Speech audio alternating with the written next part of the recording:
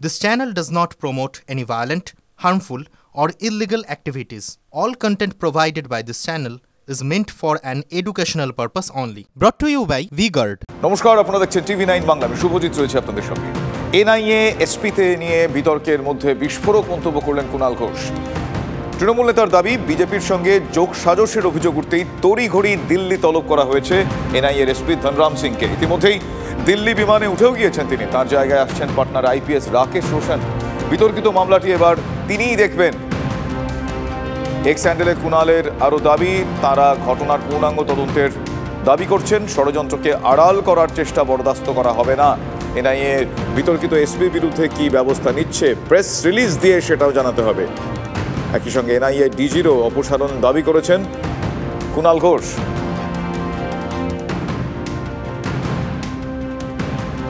ভূপতিনগর কাণ্ডে NIA আধিকারিকদের তলব। অভিযোগকারী এবং জখম NIA আধিকারিককে তলব করা হয়েছে। হামলার ঘটনায় বয়ান রেকর্ডের জন্য পুলিশের নোটিশ। জখম আধিকারিককে মেডিকেল রিপোর্ট আনতে বলা হয়েছে। 3 গ্রামবাসীকেও জিজ্ঞাসাবাদের জন্য তলব করা হয়েছে জেলা পুলিশের তরফ থেকে।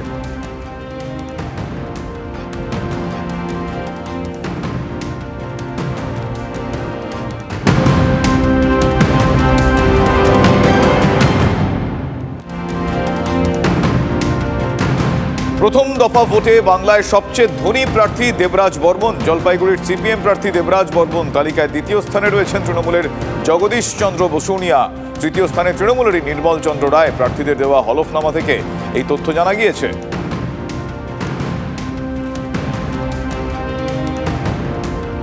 খড়গ্রামে তৃণমূল পঞ্চায়েত সদস্যের বাড়ি থেকে উদ্ধার বিপুল পরিমাণ, না বোমা নয়, এক্ষেত্রে বোমা তৈরির সরঞ্জাম পাওয়া গিয়েছে। এলাকায় উদ্ধার হয়েছে বোমা। গতকালই তৃণমূলের গোষ্ঠীকোণ দলে উত্তপ্ত হয়ে ওঠে খড়গ্রামের সাদল এলাকা। দুপক্ষের সংঘর্ষে গুলিও চলে। গুলিবিদ্ধ অবস্থায় হাসপাতালে ভর্তি হয়েছেন 4 জন। গুলি চালানোর ঘটনায় 2 জনকে পুলিশ গ্রেফতার করেছে। তবে বোমা এলাকায় এবং বোমা তৈরির সরঞ্জাম উদ্ধারে খুব স্বাভাবিকভাবে এলাকায় চাঞ্চল্য।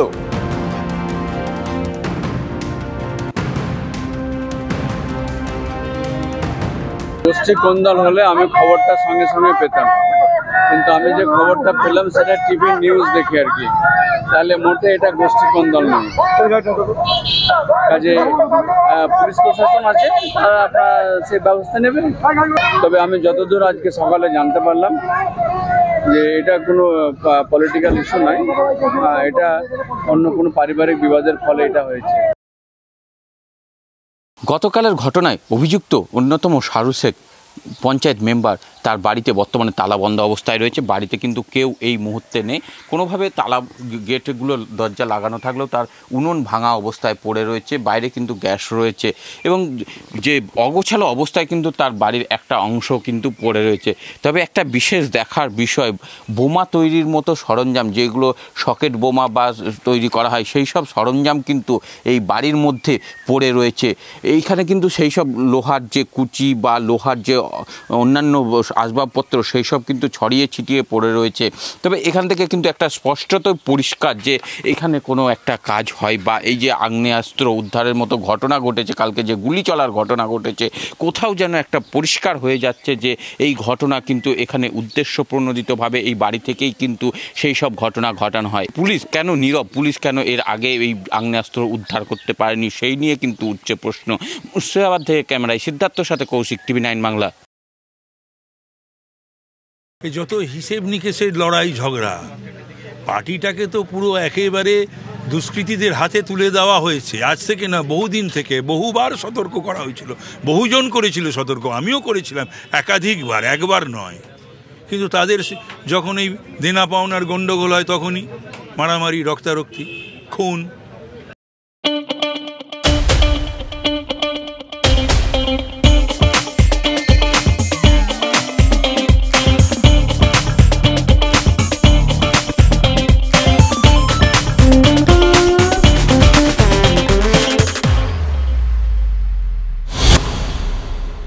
আবারও বেলাগাম দিলীপ ঘোষ। তৃণমূল কংগ্রেসকে কটাক্ষ করতে বেছে বেছে শব্দ বর্ধমান দুর্গাপুরের এই বিজেপি প্রার্থীর। কমিশনকে মেশো বলার পর এবার রাজ্যপালকে কাকা বললেন তিনি। প্যাচে পড়লেই কাকা, মেশো, পিশোকে বলছে বাঁচাও, কোমরের দম নেই। তৃণমূলকে ঠিক এভাবেই খোঁচা দিলেন বিজেপি নেতা দিলীপ ঘোষ। শুনুন।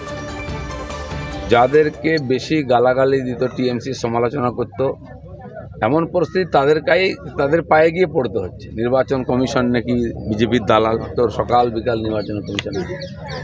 রাজ্যপালের বাড়িটা নাকি বিজেপির অফিস, তো সকাল বিকাল রাজ্যপালের কাছে। কি এমন পরিস্থিতি হয়ে গেল? তো ওয়াক্ত পড়ে বাঁকা তো গাধা কো কহে কাকা। সময় খারাপ হয়েছে আজকে টিএমসির। রাস্তায় নাই, মাঠে নাই রাজ্যপালের অফিস, আর না হলে নির্বাচন অফিস। নির্বাচনটা তো পাবলিক ভোট দেবে, পাবলিক ডোমেনে আসুন না, লড়ুন, লোক ঠিক করে দেবে কে ভুল কে ঠিক। বিশ্বাস নেই, জিতে গেল পাবলিক আমাদের জিতিয়েছে। আর যখন পেঁচিয়ে পড়বেন তখন কাকা বাঁচাও, মেসো বাঁচাও, পিসে বাঁচাও, এ কি রাজনীতি? দম নেই কোমরে। আর আপনার স্পোক্সম্যানরা উল্টা ডায়লগ দিচ্ছে, পাবলিকের সবার দম নেই। ওনার জেলা প্রেসিডেন্ট উত্তর চব্বিশ পরগনা বলে দিয়েছে লোকের কাছে ভোট চাইতে লজ্জা করছে।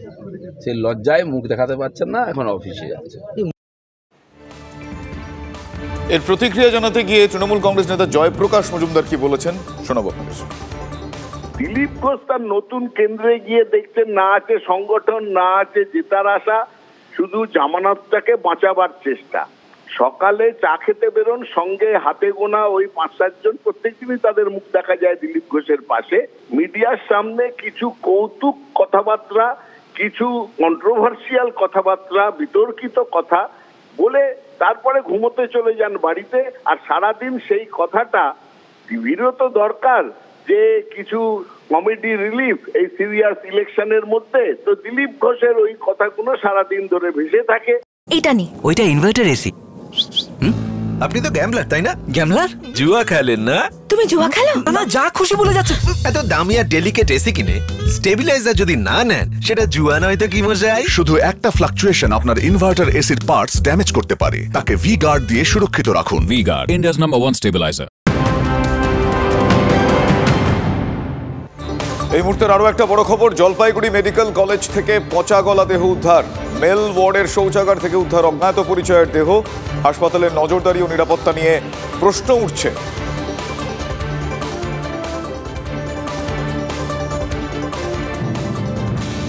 তৃণমূল কংগ্রেস হোক বা বিজেপি, দিল্লি দখলের লড়াইয়ে সব দলের কাছেই পূর্ব মেদিনীপুর কিন্তু একটা প্রেস্টিজ ফাইট। পালাবদলের পর থেকে তমলুক এবং কাঁথি, এই দুটি কেন্দ্র তৃণমূল কংগ্রেসের দখলে আপনারা জানেন।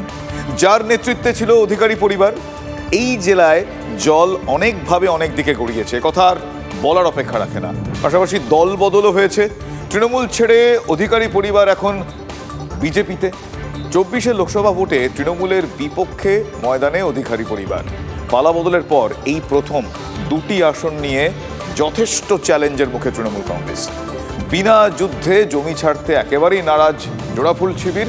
তাই আসন ধরে রাখতে শীর্ষ নেতৃত্ব কোন নির্দেশ পাঠালো জেলা নেতৃত্বকে, আসুন একটু বোঝার চেষ্টা করুন।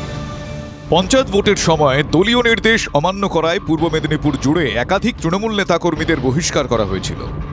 বিক্ষুব্ধ নেতাদের দলে ফেরানো হবে না বলে স্পষ্ট নির্দেশ দিয়েছিলেন তৃণমূলের সেনাপতি। অনেক নেতার পছন্দ হতে পারে, অপছন্দ হতে পারে, কেউ নির্দল হয়ে দাঁড়িয়েছে। এখানে ক্যামেরা রয়েছে, আমি আপনাদের সাক্ষী রেখে বলে যাচ্ছি, নির্দলদের ভোট দিয়ে ভোট নষ্ট করবেন না। তার কারণ একটা নির্দল কেউ আগামী দিন তৃণমূল কংগ্রেসে আগামী দিন নেওয়া হবে না। আমি দলের সর্বভারতীয় সাধারণ সম্পাদক হিসেবে বলছি।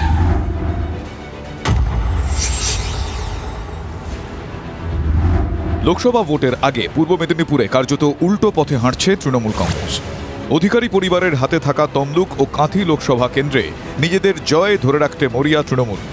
বিজেপিকে আটকাতে সিদ্ধান্ত বদল। জেলার বহিষ্কৃত নেতাকর্মীদের দলে ফেরাতে নির্দেশ শীর্ষ নেতৃত্বের। রাজ্য কমিটির নির্দেশে তমলুক সাংগঠনিক জেলার 8 জনের সাসপেনশন তুলে নিল দল।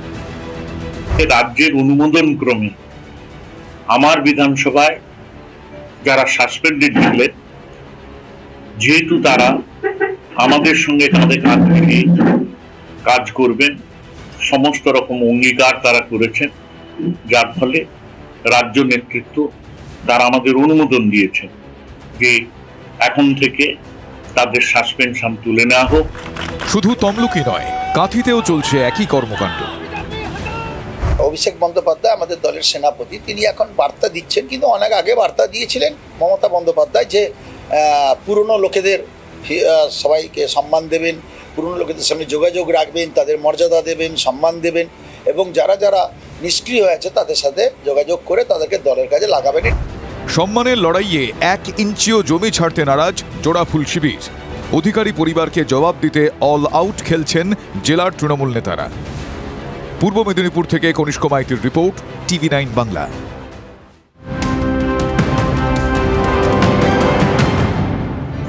ইসরায়েলের অস্ত্র বিক্রি বন্ধ করার দাবি উঠল জার্মানির অন্দরে। সরকারের প্রতি আহ্বান জার্মানির কয়েকশো সরকারি কর্মকর্তার। অস্ত্র বিক্রি বন্ধে আহ্বান জানিয়ে বিবৃতি প্রকাশ সরকারি কর্মকর্তাদের। Brought to you by V-Guard,